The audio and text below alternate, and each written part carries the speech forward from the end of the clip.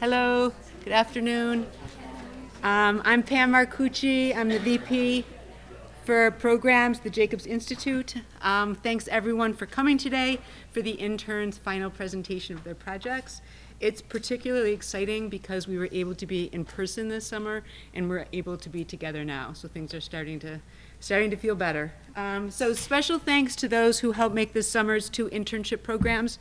So that's our high school internship program, and I see a lot of the high schoolers here, and our college internship program, so successful by providing talks and sitting on panels, and in the case of Dan Rathbone, Brandon Weimeyer, Andre Montera, and Dr. Ken Snyder, mentorship.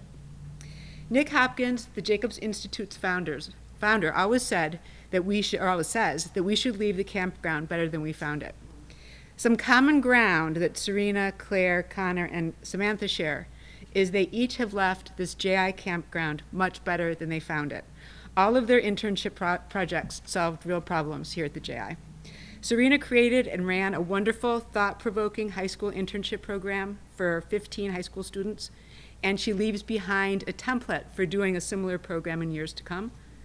Claire leaves behind a solution to an ongoing particulate counting problem that can offer a way of evaluating the effectiveness of future devices. Connor leaves behind some improved methods for manufacturing 3D printed anatomical models that will speed up their post-processing, making them available faster to industry and physicians. Samantha worked on 2 research projects that broadened knowledge about tumor and aneurysm treatment. She also created and taught a learning module for the high school internship program that we'll continue to use in the future. So the interns will tell you more about these projects. If everyone will please save your questions for the end when they will come up together and answer some questions. Also, please stay for the reception following the presentations across the hall at the JI. Now, with no further ado, Serena.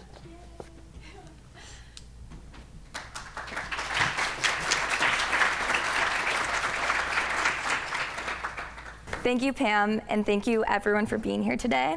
As Pam said, my name is Serena Newsome, and I'm a rising junior at Cornell University studying policy analysis and management with the goal to pursue a career in healthcare administration. I'd like to welcome you to Common Ground. The idea behind the title of this presentation is that we all came in as 4 different people in 4 different silos, from medical research to engineering to education. As the 4 of us attended all the same events, we became a unit, with the common ground and goal of forwarding the JI's mission of accelerating technology and innovation and educating the next generation of healthcare. My project this summer was fostering the next generation of healthcare at the Jacobs Institute. I'd like to give you a little bit of an overview before we get started. So we'll begin with your story, move on to the JI mission and vision, and then end with actionable items. So if everyone can take a second and think about your story. Think about you got here and the people that helped you. Do you remember the moment you knew what you wanted to do in life? Do you remember when you feel like you found your purpose? For some people, this moment might have come earlier in life, maybe since you could talk, and others may still be waiting for that aha moment. Well, my project this summer was to create that aha moment for a group of 15 high schoolers from across Western New York. I was tasked to make a program that would span 2 weeks and run from 9 a.m. to 1 p.m. every day at the end of July.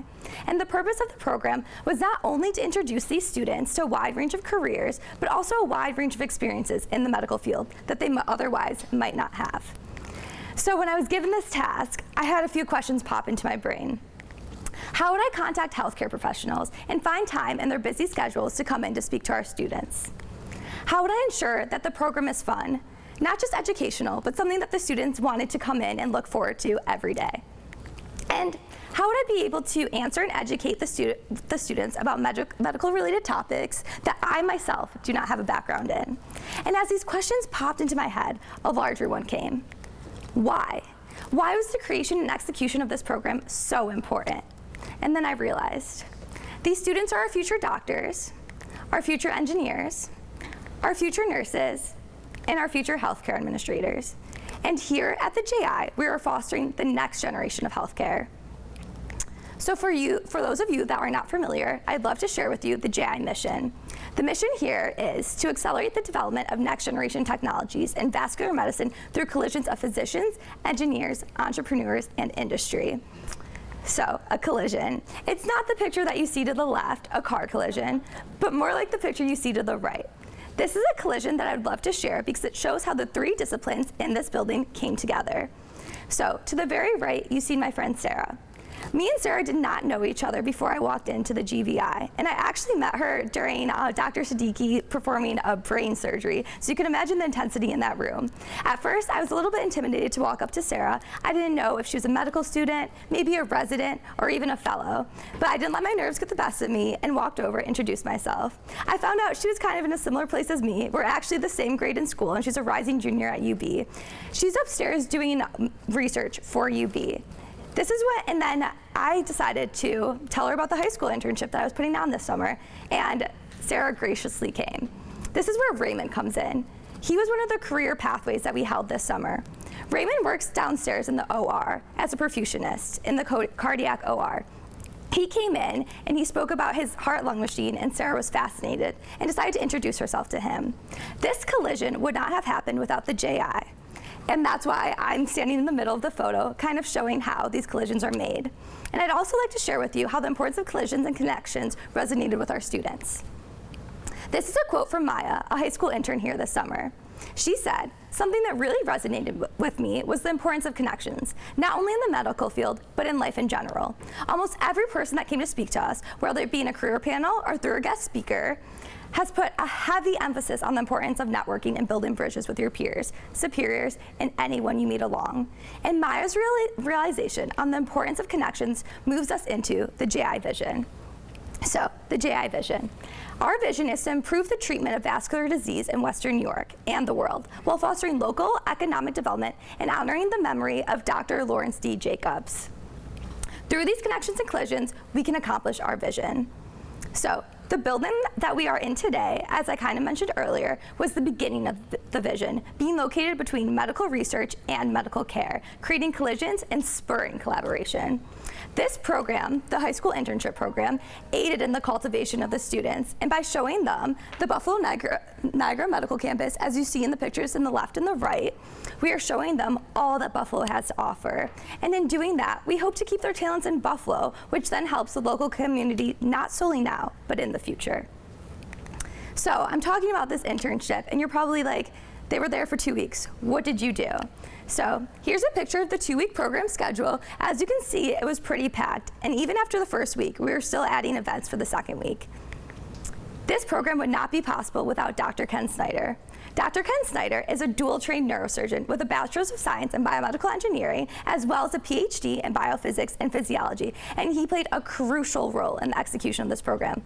His passion for education led him to conducting 6 lectures for our interns on how neurovascular diseases are treated and the future of healthcare.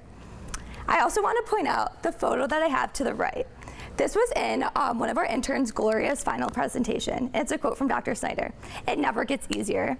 This was advice to our students to find your passion now and to work towards those goals from a younger age, because as time goes on, life gets harder and it gets in the way of continuing education. So doing programs like this from a young age only aid you in the future. Also during the program, we had career pathways in office, and I'd like to thank all the JI staff who contributed and played a role in this internship program. So first we had Dan Rathbone, a research and design engineer, who spoke about his journey from Connecticut to the JI. We also had Brandon Wehrmeyer, our senior 3D printing technician, and he actually explained the process of manufacturing 3D models and even brought in an example for our students. Next, we had Katie Simon, our intern development coordinator. Katie presented on how to effectively give a public speech. And lastly, we had Rick Ducharme, the vice president of engineering. Rick started by speaking about his role as vice president of engineering, but the conversation actually took a turn when the students found out about his beekeeping hobby. We also had career pathways out of office, and I'm so thankful for all these healthcare professionals that took time out of their busy schedules to come in. We had Melissa Archer to begin, and she's a psychiatric nurse practitioner. She told her story from the military and how she found her passion for psychology. We also had Dr. Corisanti, a GI doctor. He explained his journey of becoming a GI doctor and even brought in cookies to demonstrate how the digestive system works. He held up a cookie and said, "Look, your digestive system is already working. You're salivating." We also had Matt Ensis, the president of the Buffalo Niagara Medical Campus. He spoke about the creation and vision of the building that we are in today. Next, we had Ray Washington, who I mentioned earlier, a perfusionist who brought in the heart-lung machine and even let the students play with it. Next, we had Dr. Alad Levy. Dr. Levy reflected on his time as a crew team member at Dartmouth and how the lessons learned in the boathouse translated to neurosurgery. And lastly, we had Heather Gibson, a speech pathologist, who spoke about her time as a speech pathologist and doing swallowing tests to actually help stroke patients. I'd also like to point out that the students during the program were tasked with introducing every single one of our speakers to give them that valuable public speaking skill, and they took it upon themselves to send thank you letters to every speaker, which I was so proud of them for doing. The students here also have the opportunity to work on the Mentis. Kelly Corrado is seen here training our students on the Mentis, which is an endovascular simulator, to give a realistic example of removing a brain clot. And the lessons learned here actually translate to the students observing the cath lab, where they actually saw a real removal of an aneurysm. We also were able, thank you to Dr. Corisanti, to observe in the GI lab. That morning, I did not know I was going to see a colonoscopy, but there's a first for everything. Also during the program, we held 4 career panels. So these career panels were not only offered in person for the students that were here, but they were also offered as webinars online for students that could not be here in person. We started with our JI career panel, where 4 JI members spoke about their educational and career pathways to get to the JI.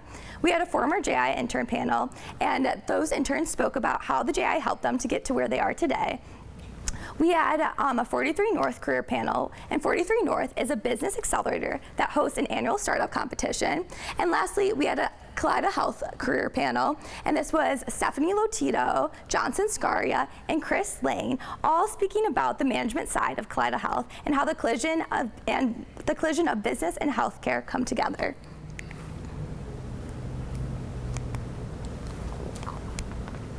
Finally, the students were given the task to create a TED Talk. These talks were to be 3 to 5 minutes about anything that they were passionate about. As I mentioned before, the purpose of this program was not just to find students finding their passion in medicine, but anything. So as you can see, we had a wide range of topics, from stroke symptom recognition to dangerous makeup and fashion trends to the Guatemalan Civil War and even multiplanetary life. I'd like to share a quote from one of our students, Summer, to really emphasize the point of finding your passion. She said, "One of the most impactful all-around advice I have heard from so many intelligent people has been to do something that is fulfilling and you are passionate about. I really feel this is so important for a person to be efficient in their job and the emotional health of workers." Some of the other comments included make it longer and that they were sad to leave every day at 1 p.m., which really just made me happy. So, some takeaways from this program. We were able to educate and inspire future leaders. These are the people that, as I said before, that will be our nurses, our doctors, our engineers, and giving them the firsthand experience in JI can only further those career pathways. We also gave these students experience and connections that they might not have without the JI. And lastly, every student that I talked to said that this program was more effective than classroom learning. And this is because of the hands-on experience they had here and having conversations with professionals in roles that they see themselves in one day. So, our future for continuing the education program. I wasn't able to get a photo with Dr. Snyder, so I just took it with the screen. But Dr. Snyder and I are discussing on offering a webinar series during the school year for high school students. This will allow interested students to continue their education in neuroscience and health-related topics. This program was life-changing for our students, and if you'd like to help us continue programs like this in the future, here are some ways you can help. Our actionable items. So, You can offer your time to share your expertise with our interns. This goes for JI staff, GVI staff, and any other healthcare professionals that would take the time to come in. You can also help us spread the word about educational opportunities at the JI to students. So if you're a teacher or maybe a fellow student, you could tell this to other students and get them to come here. Lastly, you can donate funds or services to support the JI's educational programs. It really took a village to run this program, and I couldn't do it without everyone involved. I would like to thank EdTech Western New York for donating 4 laptops to give our students access to technology during the program, and also thank you to the Lazar family for donating lunches, and Lunchbox for donating lunches as well. So, walking into the JI, I truly can say I did not know what to expect. And now I'm standing in front of you all today after the best summer of my life and a newfound passion for the practice of medicine. The best advice I've ever gotten is something has to keep you up at night, and that is the problem that you work to solve. And now I can say that problem that I'm working to solve is expanding access to healthcare and healthcare knowledge. Thank you.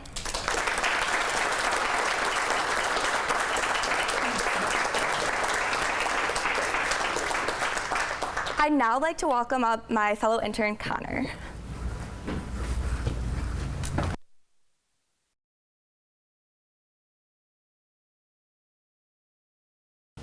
My name is Connor Bittlemeyer. I am a rising senior at the University of Buffalo. I'm studying biomedical engineering, and this summer I worked on improving the design and manufacturing of our 3D printed vascular models.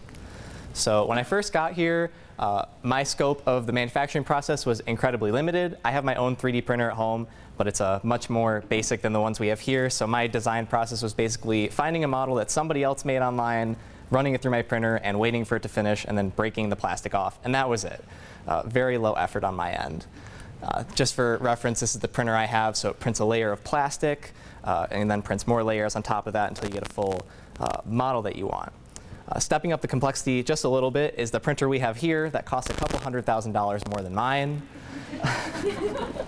A lot of words here. It is a multi-material photopolymer resin printer. So let's break that down piece by piece. So multi-material, it can print up to 6 materials at once, and it can combine those materials into hybrid materials. So the 3 that I'm going to be mentioning a lot through this presentation are Agilis, which is this rubbery material that we print actual mimic vessels out of. So they have a level of flexibility and lubricity that's better than something like silicone, so that's why we use it instead of that. Gel matrix is a gelatin kind of like material that we are going to be talking about for my first project, which we're using to replace Support 706. Support 706 is a big one. That's what we use to basically hold our models up as we're printing them internally and externally.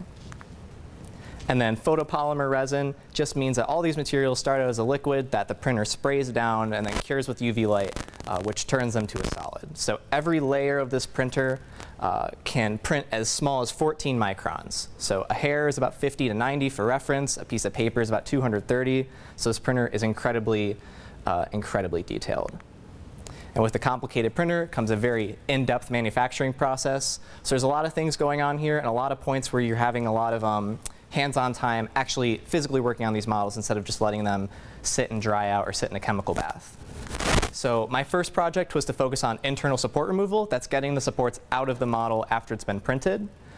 And that can be really intricate and hard to deal with and can impact everything else down the line. So if your internal support removal has complications, you can have complications drying your model out, doing flow checks, coating the inside of it, and things like that.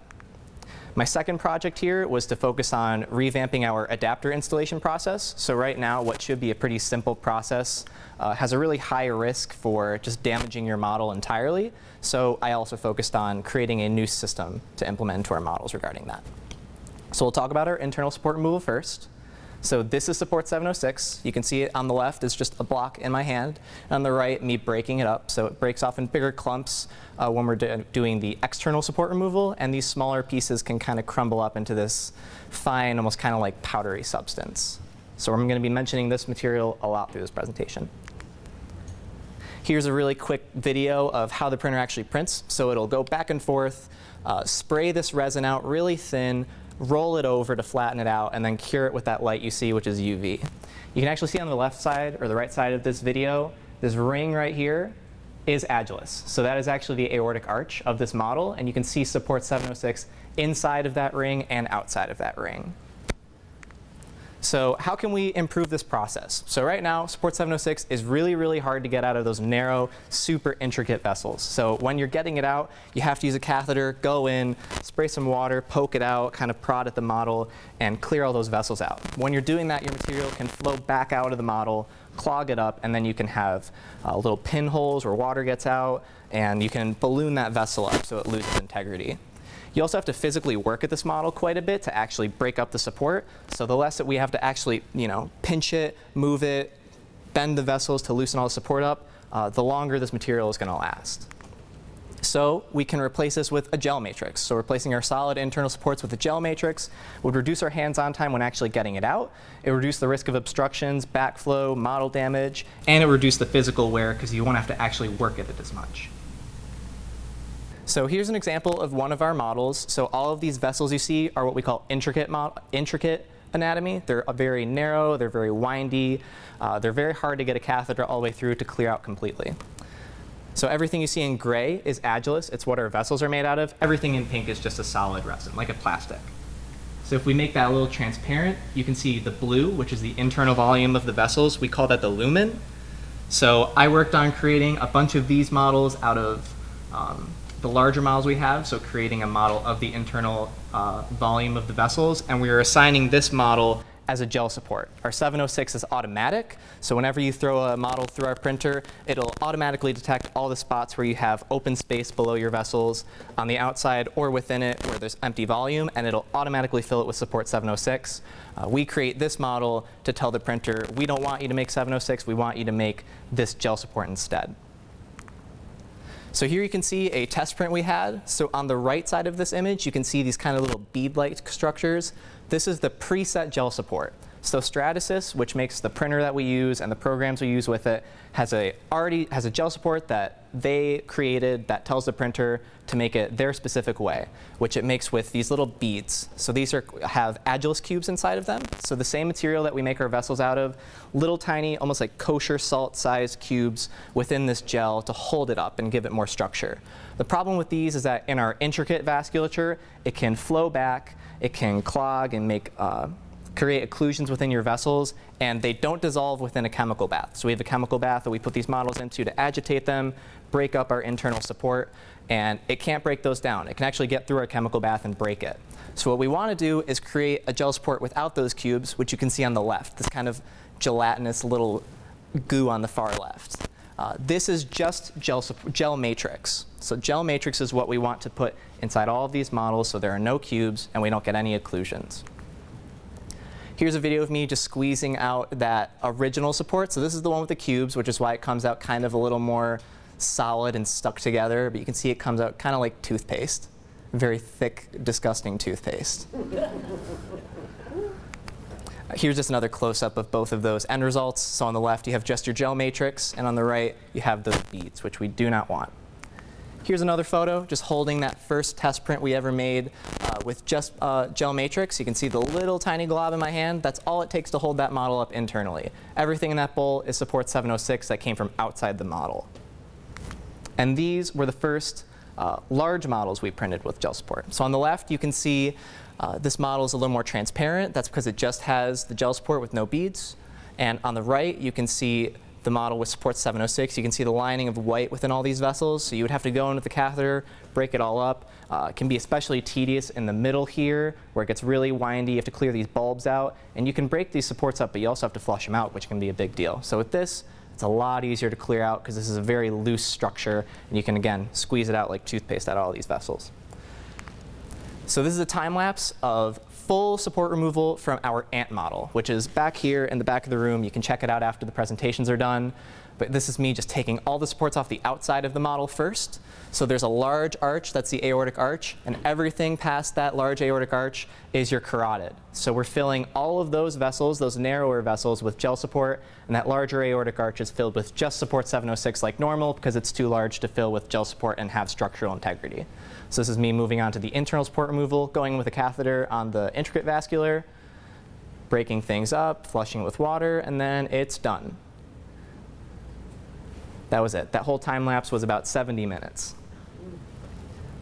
So one thing we did find is that right off of the aortic arch, where the carotid starts, those vessels actually were just too wide to hold up fully with gel support. So everywhere where you see writing on these vessels, they kind of collapsed in a little bit from the outside. So that's something we don't want. In the future, we'll just include that gel support further up the model, keep this with support 706 as normal.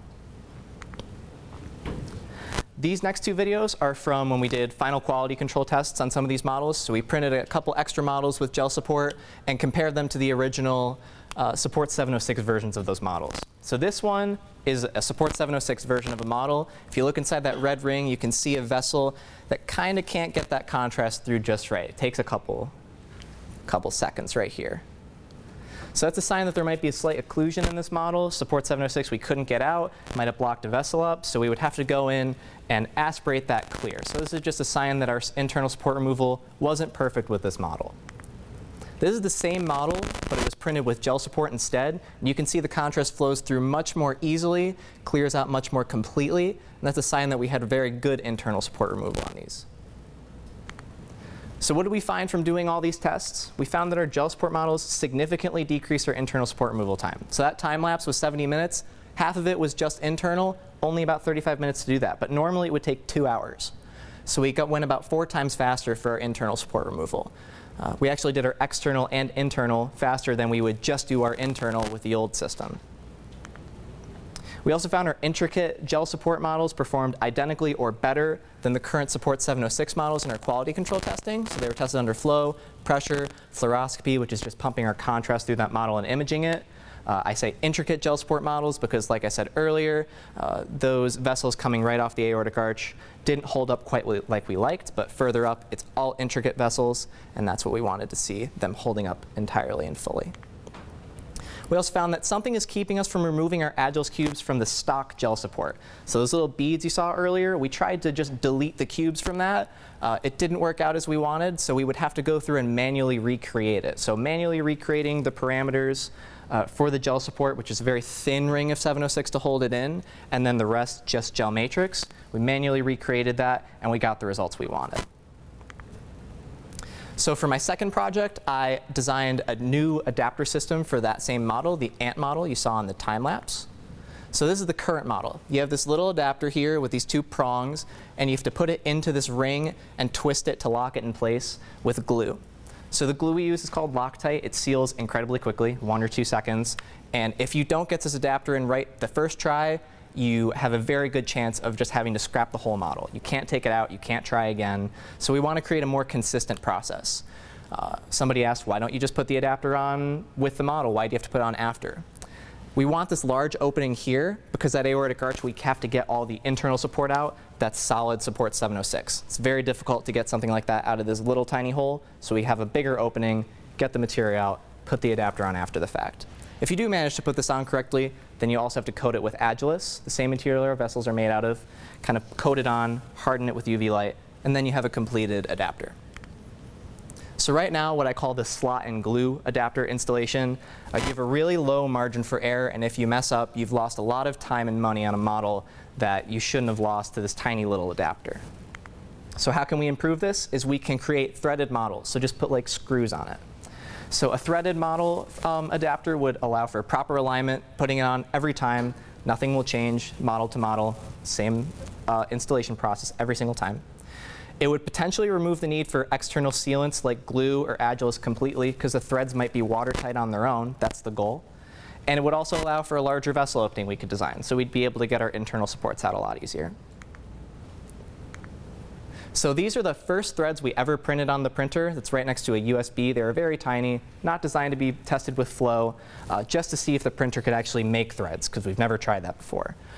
They did successfully. The difference between these 2 parts when you screw them together, so the air gap between both of these threads is about 50 microns, which again is about the diameter of your hair.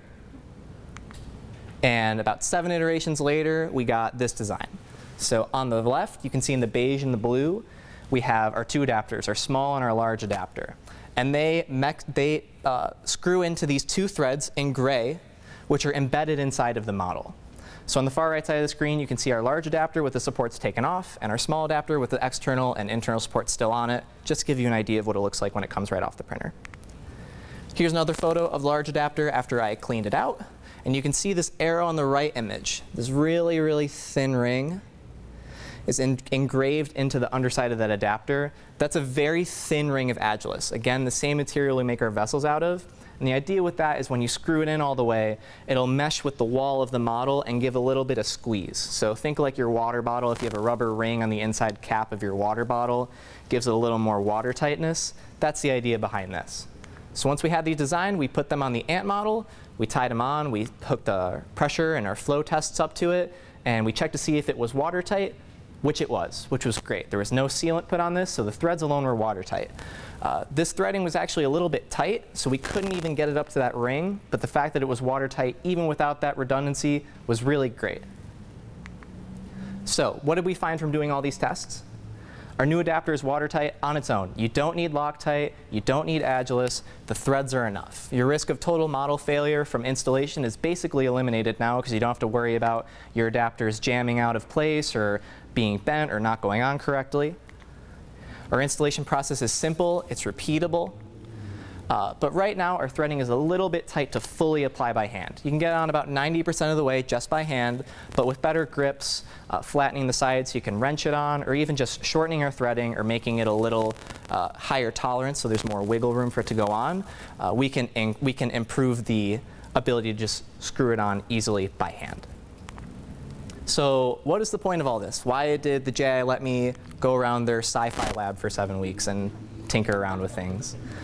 So I really think it boils down to the ant model, which again, you can check out after the presentation.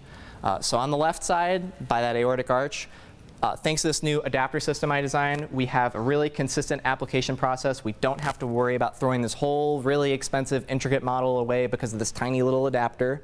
And we also have bigger openings to make getting inside this arch a little bit easier.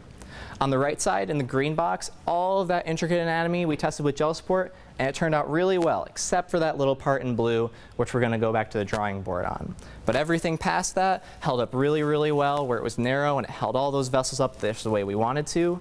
And both of these projects really helped improve the post-processing for this model, and they can all be applied to models down the line. So for the JI, higher quality model production in less time is always great. You can have a higher processing capacity, you can make more stuff in less time, and you can put time onto other projects that you might not otherwise have. I found out really, really quickly that there are way more projects people want to take on here than we have people to take them on. So more time is always a good thing. But boiling this down further to our researchers, surgeons, device manufacturers, people you run into in this building all the time, less time to get a model for any of these people is good for us. So more time for researchers and surgeons to actually have that model in their hands, less time spent waiting to get it, is good for our patient outcomes, for actually having the ability to hold in your hand somebody's vasculature and look at what's wrong and how to approach a surgery. And for our device manufacturers, higher quality models will hold up longer. So like I mentioned earlier with our gel support, you have to work out that original support. The less you have to work at it, the longer it lasts. Our device manufacturers can rely on these models to hold up much longer than they might have otherwise been able to. But this also really, in the end, boils down to the health of our region. So better models for our physicians will improve our operation and patient outcomes. Better models for our manufacturers will lead to more innovation in the medical device field, which will come back here. And better relationships between all these groups will help us increase the health of the patients in this area and improve the fight against vascular disease. Thank you.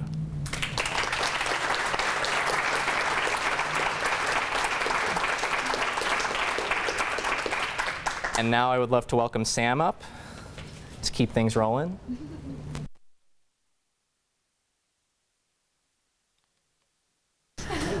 My name is Samantha Burke, and I am a rising senior at Cornell. My current plan, hopefully everything goes to plan, is to do a gap year and then go to medical school. So what I did this summer was a little different than everyone else. So my creative title is Multifaceted Medical Research and Experience, because I just really did a whole host of different things. So I'd like to talk to you about that in two main things. So the tangible things and the intangible things. So first, the tangible things. In each of these experiences, I tried to find some sort of common ground. Because that is the title of our presentation, I had to apply some sort of experience that I've had to these brand new experiences for me. So the first project that I tackled was a butterfly glioma study. Butterfly glioma is a type of cancer, and the only experience that I've really had with cancer was experiencing this through my grandparents. So I had to try to apply the minuscule knowledge that that gave me to this project. So what butterfly glioma is, it's a malignant astrocytoma, which astrocytes are one of 4 non-neuronal cells in your central nervous system, and that is composed of your brain and your spinal cord. So these astrocytes are essentially just support cells, and this tumor that causes the butterfly glioma, it crosses the corpus callosum, and that's the largest connection in your brain. It connects the right and the left hemispheres. So when this happens, the patient outcome is really not good. The survival rate is about 12 to 18 months, and people typically die due to a herniation, which is just a protrusion of the brain region due to like swelling or a bleed, just systemic illness, or the tumor invades the brainstem. So what I did for this study was I worked with Mohammed Solomon. He works in UBNS, and about 6 other people, and we took 2,939 studies. We whittled that down to 123 studies, and then to 27, and then to 7 studies. So we ended up using 0.2% of the initial studies we started with. So I likened this to a terrible summer job that I had. And I was on the grounds crew at my old high school. And from 5 a.m. to 8 a.m. every day, the first thing that we would do was pick out weeds. And you would say, okay, this is a weed, this is not a weed. Well, how do you determine that? There's certain exclusion criteria and inclusion criteria.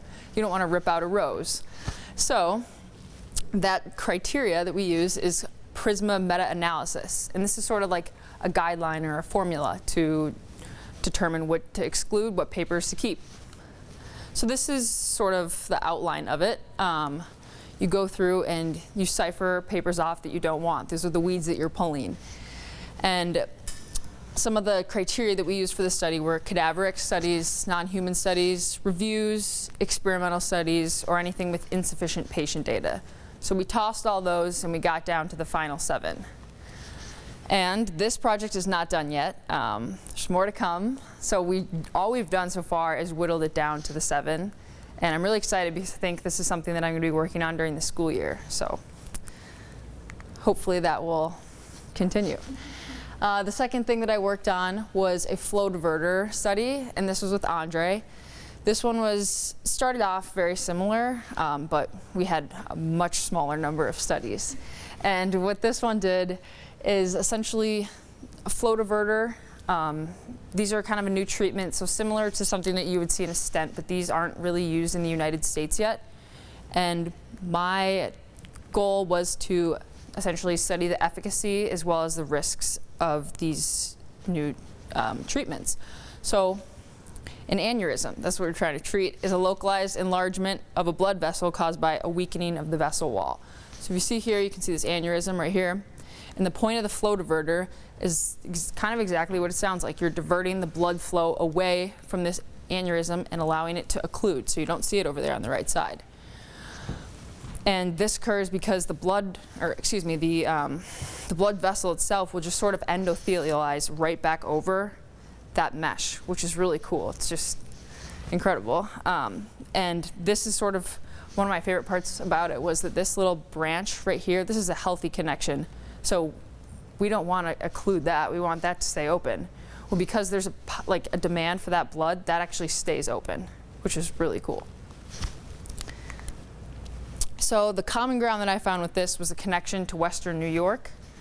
The prevalence of diabetes outside of New York City is double what it is inside the city. So I go to school at Cornell. I'm obviously here in Buffalo for the summer. So this is really important because all of this comes down to mesh modifications of these flow diverters. If you can successfully create a mesh modification that essentially mimics the blood vessel lining, then there's not a need for these patients to be on a blood thinner.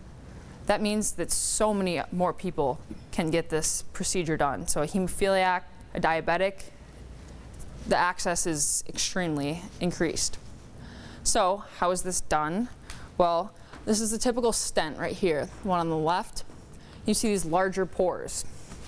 This is the flow diverter on the right with the much smaller pores. And you essentially functionalize the pores and the lining to mimic the blood vessel to the best of your abilities.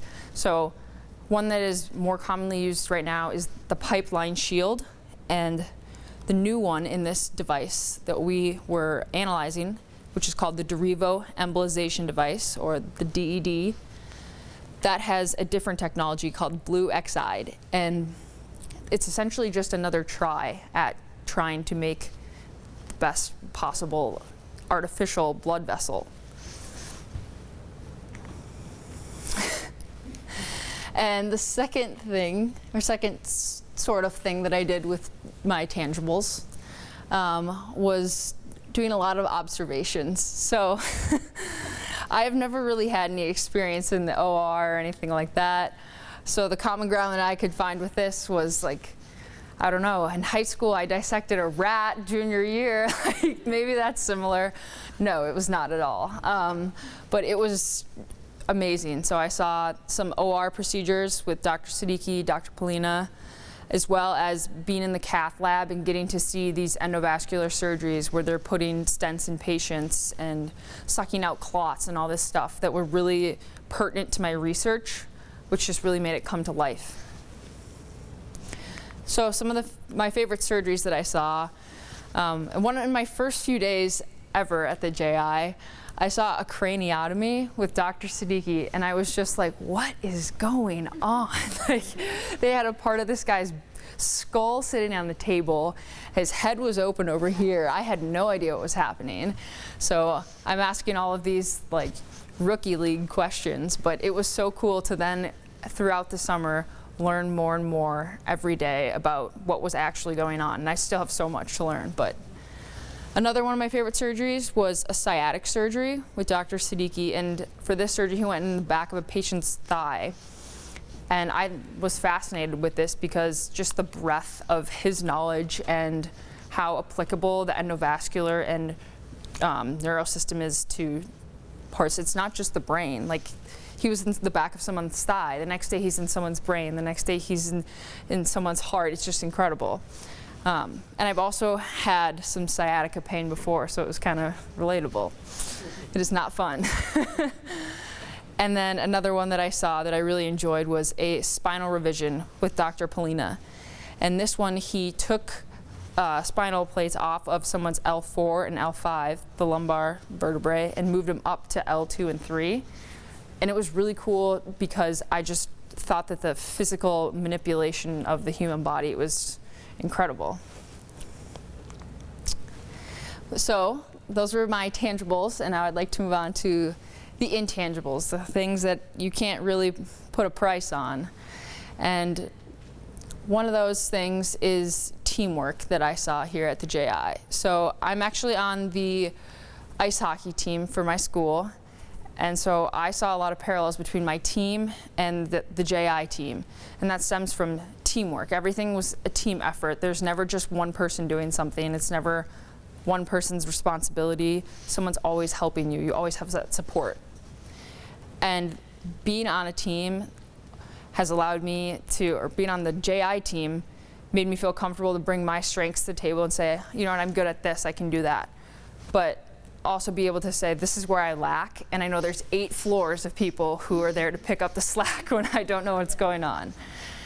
And also another very important thing is the leadership at the JI is truly incredible. And I've had some great mentors this summer. So some of my mentors, because at times I have felt like a lost sheep. So my common ground that I found with this is that I liken my mentors to my parents, my professors, just extremely supportive people in my life. So to Dr. Siddiqui, who's not here today, but who let me watch all of his procedures and pepper him with questions, and he's always so responsive and understanding. To Andre for helping me out, explaining everything, allowing me to take baby steps in all of those research projects. To Pam for organizing everything for the summer for me and just being a complete person of compassion to me throughout the whole summer, and to Dr. Hopkins, who I wouldn't be here without. So yeah, thank you to those people as well as the entire JI team. And then another thing that I learned through the JI team was the importance of responsibility. So I really learned that just watching a patient be, operated on, just how truly that person's life is in the hands of the physician. But not only that, it's not just one person, like I said earlier. It's a team effort. It takes an army in the OR room. There are so many people, from the cleaning staff who come in to get everything prepared, to the nurses, to the lab techs, to the anesthesiologists, to the fellow, to the head honcho who's actually doing the surgery. It is everyone's responsibility. And then finally, the last thing that I learned this year was the power of friendship. And I got 3 new friends, and I was not expecting that this summer, so that was just really an added bonus. Coming in from Minnesota, I was kind of overwhelmed. I'm not sure. It was my first summer away from home, but it was awesome to make 3 friends. And we do have a reunion planned at Cornell. So yeah, thank you.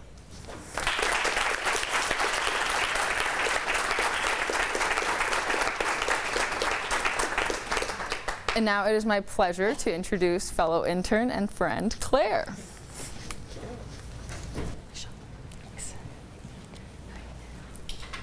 Hi, my name is Claire Hildreth. I'm a rising senior studying biomedical engineering at the University of Buffalo.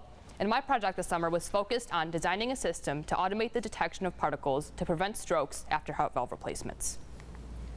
So most of you have probably played the game, guess how many jelly beans are in a jar. And when I show you this picture, I'm willing to bet most of you could probably have a pretty accurate guess of how many are in this jar. But I want to make it a little bit more difficult. Let's scale it down. And you know what? Let's also say that these jelly beans are moving at a rate of 150 centimeters per second. And to make the stakes even higher, let's say that these jelly beans are actually plaque particles. And if you miscount even a single one, you could have a stroke. At this high of stakes, we should probably come up with a better method to count them than just simply taking a guess. This can happen during an aortic valve replacement procedure. And luckily, there are filters that can be put in place to prevent plaque from escaping and getting into your carotid arteries and causing a stroke. But these filters aren't always totally effective, which brings me to my project goal this summer here at the Jacobs Institute: to develop a method to simulate embolizing or obstructing plaque particles to test the efficiency of these embolic filter nets. If I can achieve this goal, that means companies who make these nets can come into the Jacobs Institute to test their products using our machinery. So how do we go about doing this? The first step was to actually figure out how to model the plaque particles, which we did using something called co-spheric particles. They're similar in size and shape to plaque, and they're good for simulation purposes. Then I looked into a system to count the particles, and there was one already in place. You start off by weighing the particles on a highly sensitive scale. Then you use vacuum filtration to suck all the particles down into a filter and make sure that every single particle is accounted for. Then you use something called the Keon's microscope to count the particles using imaging software. And it works really well for counting, but it's a long process. It can take up to 3 times to complete, because sometimes by the time you get to the last step, the particle count isn't accurate. In order to make sure it's accurate, that means you have to go back to the first step and do it all again. And it's a long process. Only after you do that and get an accurate count can you do something with the particles. What we typically do is load the particles into a syringe filled with surfactant, which is a liquid that will help the particles move and prevent them from getting clumped up. What I wanted to do was to eliminate those first 3 steps to begin with and come up with some kind of way where it can count and dispense the particles all at one time. The way we do it now is really good for just counting particles. It's a great way to actually validate the number that we're dealing with, but it can't count and dispense them, and that's a problem. So my goal was to develop a system that can count and dispense the particles at one time. So how do we actually go about doing that? The first thing I did was develop a kind of flow chart to think about all of the elements in a system that would be necessary to accomplish this goal. And I asked myself some questions. For the flow control, is there actually a flow of liquid that the particles are going to be moving through? For the feeding, are the particles actually going to enter some kind of system that we want them to? Are the particles going to enter this system one by one? Because we don't want them to get all clumped up. It'll make them hard to count. And are we actually going to keep track of these particles and sense them? Is there something there? And are we counting the right number of particles? And are the particles going into a system and exiting them in a way where we can keep track of where everything is behaving and how it's going? Well, I love rhetorical questions, but I actually had to think of some physical components to answer them. So we decided to keep a syringe to feed the particles into some kind of system, which is controlled by just pushing down on the syringe with your hand. In the system, we want the particles to singulate, to go by one, and we want to keep track of them with some kind of channel where they're dispensed in and dispensed back out. We want to sense the particles using some kind of circuitry where it can tell us what's going on. And we want to interpret what's going on using some kind of code that can count the particles. So I had to focus on not all of these elements, because some of them were fine the way that they were. They didn't need to be changed. So I chose to focus on 4 main components: singulating, sensing, counting, and dispensing. Then I had to think of a way to feasibly implement this into something I could actually design. So I simplified it down to 2 main categories. To singulate and dispense the particles, this would be done using something called a microfluidic flow channel device, which pushes liquid into a channel and will push the particles through in a manner where they can go through one by one. Then I decided to focus sensing and counting using electronics. This would use a circuit breadboard that would interpret what's going on with the circuit. And the counting would be done using something called an Arduino, which would tell me exactly what's going on inside of that system. So my first thought after this was to think about, how are we actually going to sense these particles? And I came up with this design. We start off by having a light source that will shine into this particle channel where the particles are moving through. And on the other side of the light source, we wanted to have some kind of tube. As the particles pass by the light source, they will cast a shadow into this tube. And if we can count the shadows, that means we could count the particles. But how are we going to detect these shadows?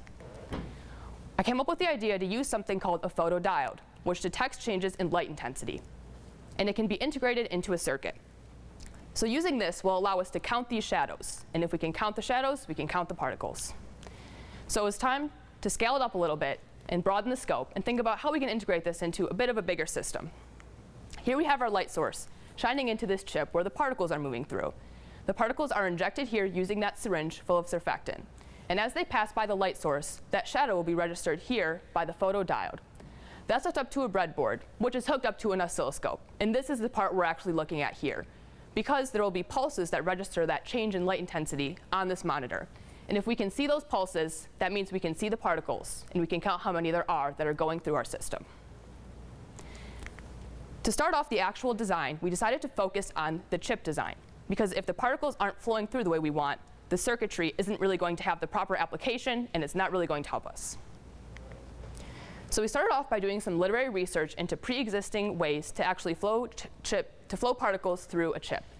And we found this and came up with this design. Flow enters here that is pressure driven through this red circle.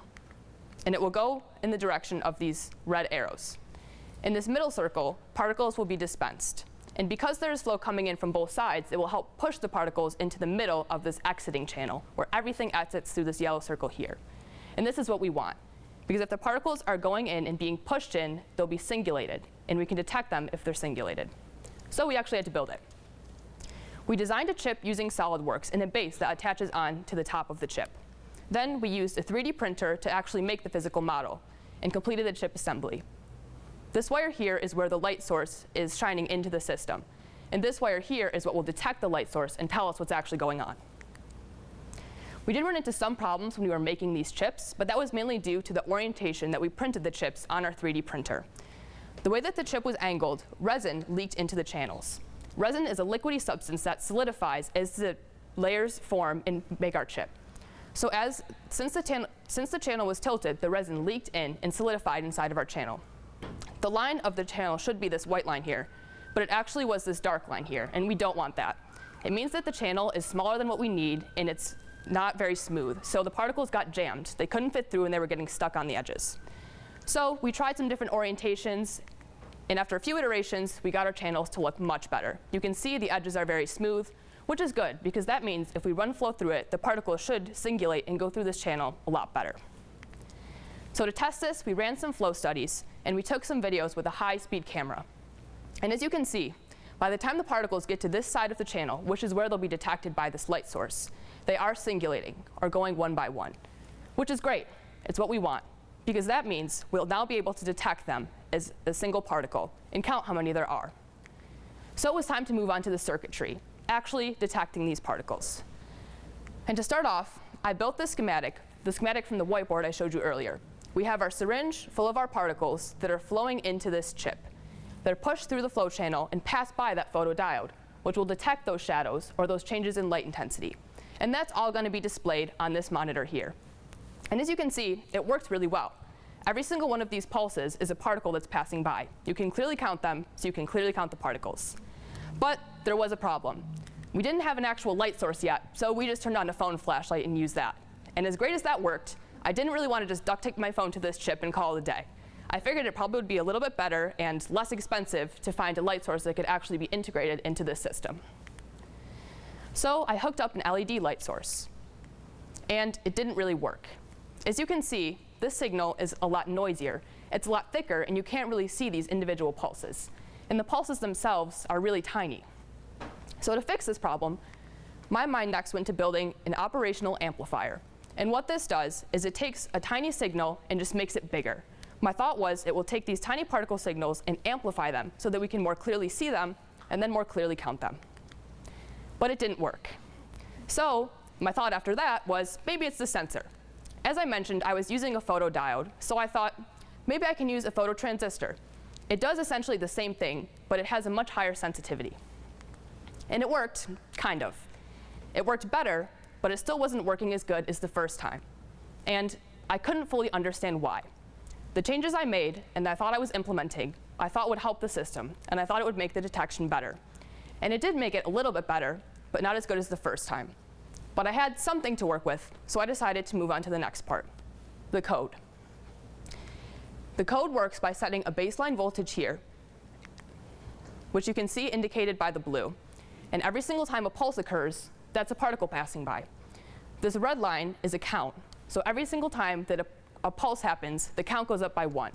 In other words, you can count the particles, and you'll have a quantifiable number by the end to actually understand how many are passing by. So all the components of the system were ready to go. It was time to put all the pieces together and run a full test.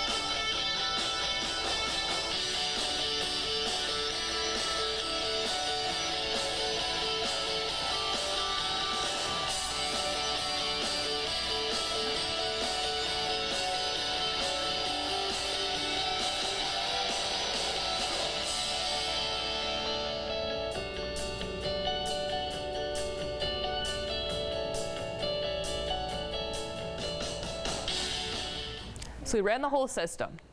And after running the whole system, I got a final count of particles. And I decided to compare this to the actual number of particles by using that really good way of counting, the keons. But my count was only about 50% of what the keons measured. And that's not what we want. So why? Why did that happen? Well, after doing some thinking and collaborating with some of my mentors, I was able to piece together what the problems were and why they happened. It mainly could be attributed to the mechanical design of the chip itself. The reason that we got such a good signal the first time when I used a phone flashlight is because the light source itself was exactly flush to the detection tube, so all of the light was going directly into that channel. That is ideal because then the light intensity is really high and we can get a better signal. The model we have here has a distance between the light source itself and the light detector because the particles need to pass by in the middle. But that's actually decreasing the light intensity, and then it's going to decrease the signal. Additionally, there could be small errors if the cables themselves were cut at a small angle or if they were inserted at a very small angle difference. Even the slightest angle change could have a big impact on the light intensity and likewise the signal because we're working on such a small scale. And I made a key distinction that I realized was a key error in what I was focusing on. was the signal-to-noise ratio. As I mentioned, this was the first signal. You can see it's really crisp, it's clear. And this signal is noisy. It's thick, and it's not very clear where the pulses are happening. There's a high room for error. And I was so focused on just trying to make the signal bigger, I wasn't thinking about what was actually happening. When I was trying to solve this problem, what I was actually doing was taking a small signal with a lot of noise and making it a really big signal with an equally big amount of noise. And that wasn't going to solve the problem. The problem was in the light intensity itself. I needed to make the signal crisper, not bigger. And when I was troubleshooting with my mentor Dan about this, he said something that I thought was pretty wise. He said, you aren't going to solve a problem by just amplifying it. What's bigger? What's better? You need to look closely at what the problem actually is. What is it that you're actually trying to solve? And this is applicable to more than just a circuit. For example, I took a brief side project where I tried to also automate the syringe pump process. And while that was a great exercise for better understanding SolidWorks programs and mechanical design, it wasn't part of what the problem really was.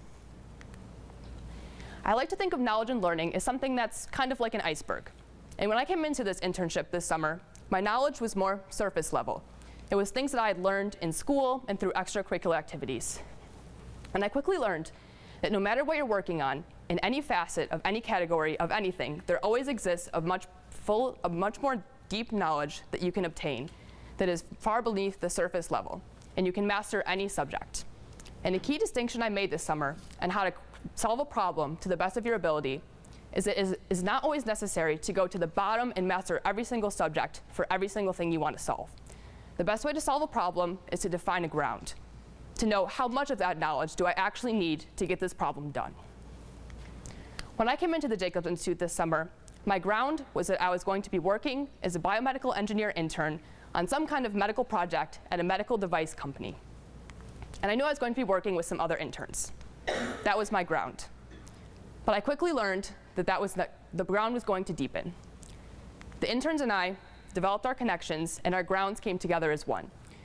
We helped each other deepen our knowledge, and we also helped foster growth in each of our individual projects with each other and encouraged each other along the way.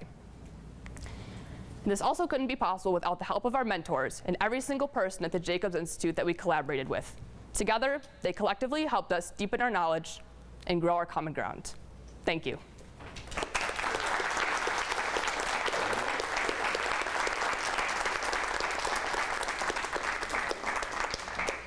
We're now going to open up the floor to questions for any of the 4 interns.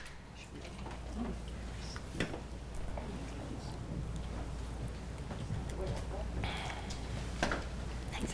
Thank you.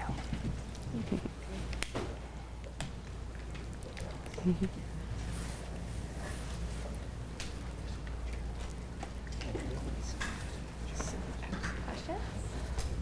I don't know. Claire, what are you going to do in your gap year? That's a really good question. I've not figured it out yet. That is a problem. I'm taking the MCAT in 28 days. Okay. They all make fun of me for this. They have like a running count too. But that is a problem in 29 days, I think. Fantastic presentations. Really fantastic. Thank you.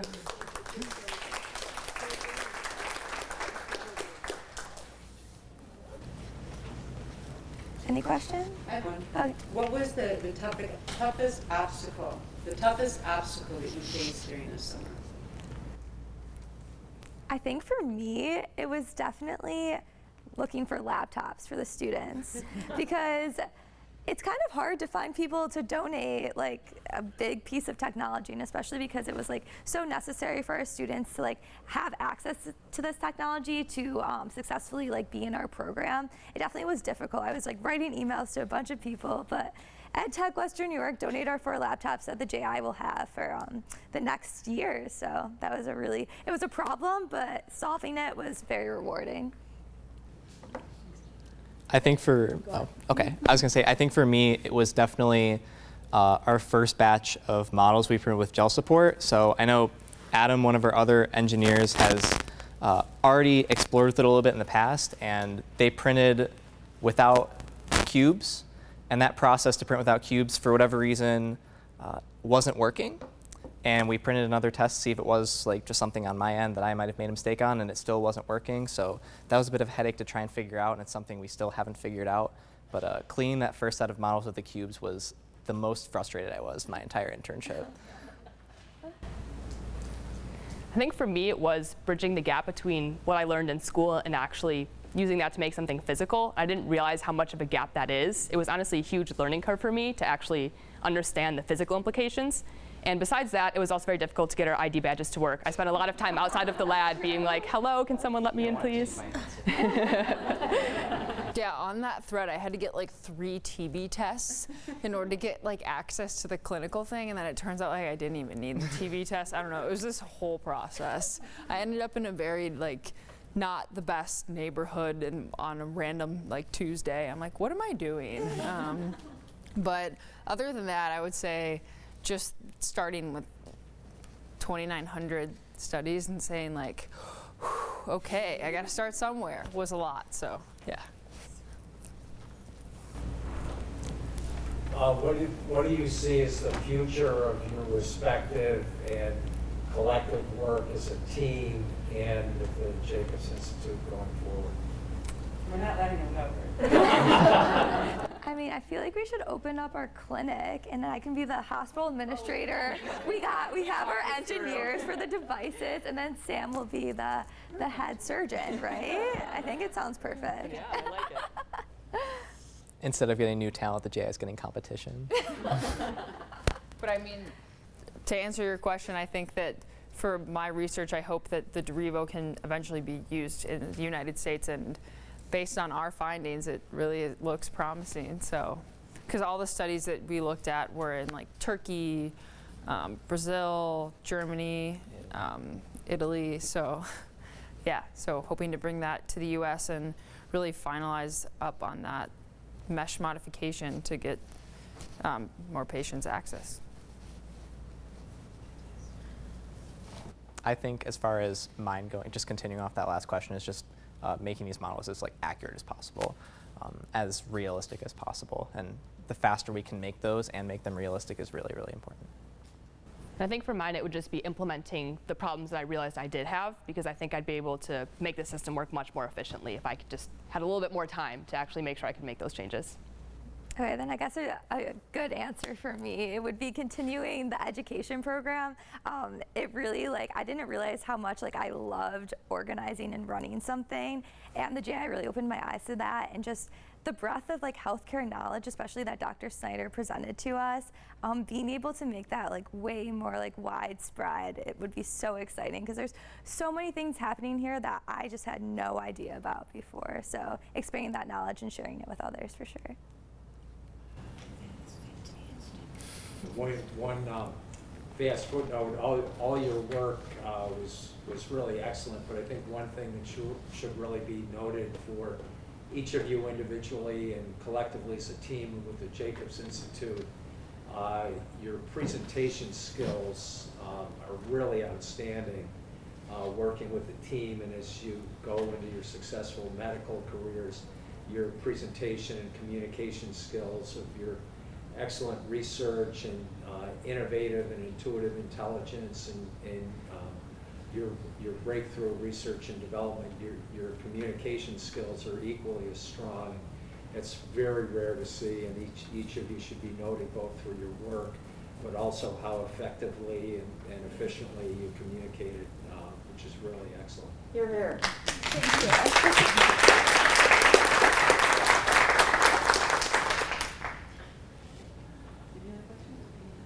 For Claire and Connor, working on projects that have to do with your actual major that you are pursuing, did you have to go back into your previous studies to understand what you were trying to do in the projects? I actually did dust off one of my old binders from one of the circuits classes I took and was like, operational amplifier, what exactly is that and how do I build it?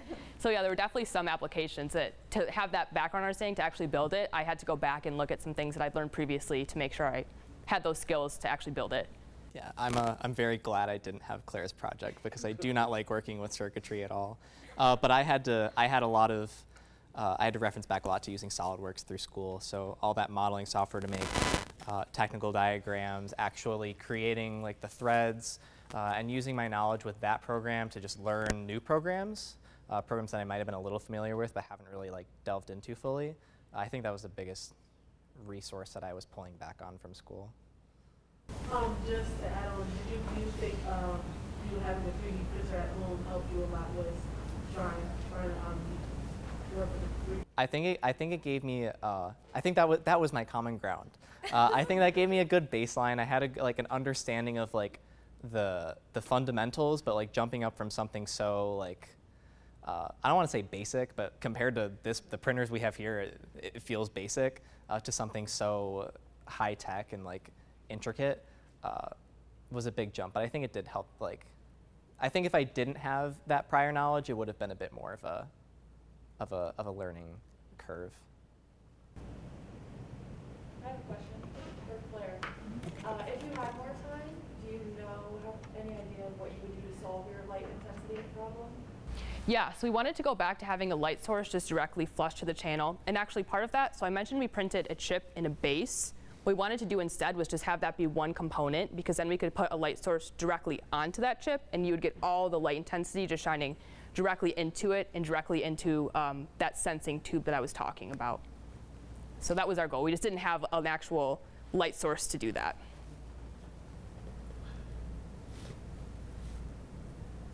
Anything else? Okay, why don't we invite everybody to go across the hall? Thanks, Sure. Thank you, everyone.